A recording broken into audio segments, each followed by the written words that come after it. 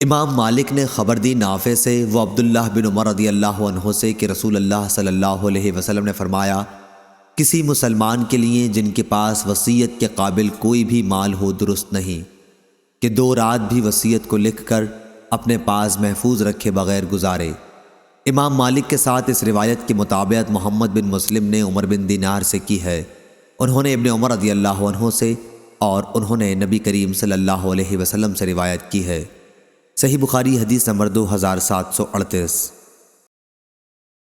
اسحاق نے عمر بن عبداللہ سے بیان کیا اور ان سے رسول اللہ صلی اللہ علیہ وسلم کے نسبتی بھائی عمر بن حارث رضی اللہ عنہ نے، جو جویریہ بنت حارث رضی اللہ عنہا ام المومنین کے بھائی ہیں، بیان کیا کہ رسول اللہ صلی اللہ علیہ وسلم نے اپنی وفات کے بعد سوائے اپنے سفید خچر، اپنے ہتھیار اور اپنی زمین کے جسے آپ صلی اللہ علیہ وسلم وقف کر گئے تھے، نہ کوئی درہم چھوڑا تھا، نہ دینار، نہ غلام، نہ باندی اور نہ کوئی چیز۔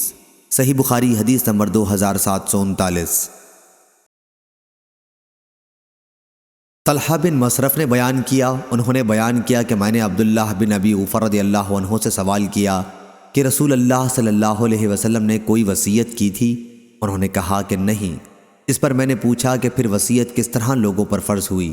یا راوی نے اس طرح بیان کیا کہ لوگوں کو وصیت کا حکم کیوں کر دیا گیا؟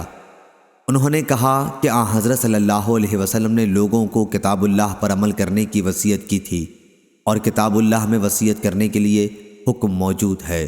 صحیح بخاری حدیث نمبر 2740۔ اسماعیل بن علیہ نے خبر دی عبداللہ بن عون سے، انہیں ابراہیم نخعی نے ان سے اسود بن یزید نے بیان کیا کہ عائشہ رضی اللہ عنہا کے یہاں کچھ لوگوں نے ذکر کیا کہ علی کرم اللہ وجہہ نبی کریم صلی اللہ علیہ وسلم کے وصی تھے، تو آپ نے کہا کہ کب انہیں وصی بنایا؟